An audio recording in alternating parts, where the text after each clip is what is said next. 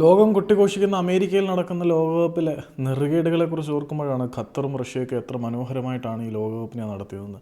Qatar നടത്തിയതിനെക്കുറിച്ച് നമ്മൾ already സംസാരിച്ചിട്ടുണ്ട്. 2018 Russia ആതിഥേയത്വം വഹിച്ച ലോകകപ്പിൻ്റെ കാര്യവും ഇപ്പോഴത്തെ ലോകകപ്പും തമ്മിൽ താരതമ്യത്തിന് പോലും അർഹതയുണ്ടോ എന്നുള്ള കാര്യം സംശയമാണ്. കഴിഞ്ഞ ദിവസം ഇംഗ്ലണ്ടിൻ്റെ ട്രെയിനിങ് ക്യാമ്പിൽ മോഷണം നടന്നു. പല താരങ്ങളുടെയും വിലപിടിപ്പുള്ള പല സാധനങ്ങളും മോഷണം പോയത് നിങ്ങൾ അറിഞ്ഞിട്ടുണ്ടായിരിക്കും.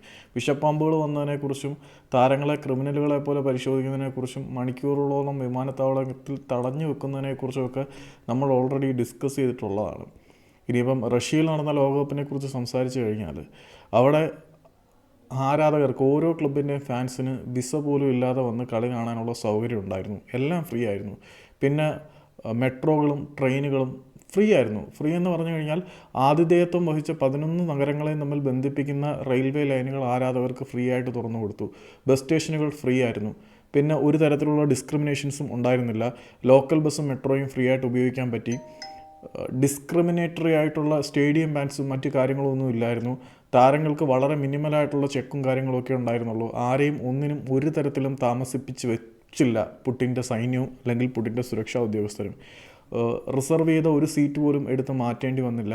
വിവേചനപരമായിട്ട് ആരെയും കളി കാണാൻ അനുവദിക്കാതിരുന്നില്ല. അങ്ങനെ ഒരുപാട് കാര്യങ്ങൾ നല്ല രീതിയിൽ റഷ്യ ചെയ്തിട്ടുണ്ടായിരുന്നു.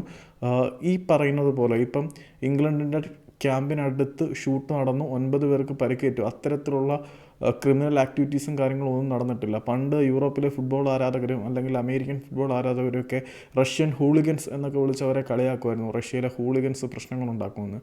റഷ്യൻ ഹൂളിഗൻസിൻ്റെ ഒരു പ്രശ്നം അവിടെ ഉണ്ടായില്ല. വളരെ സ്മൂത്തായിട്ടാണ് ലോകകപ്പ് നടന്നത്.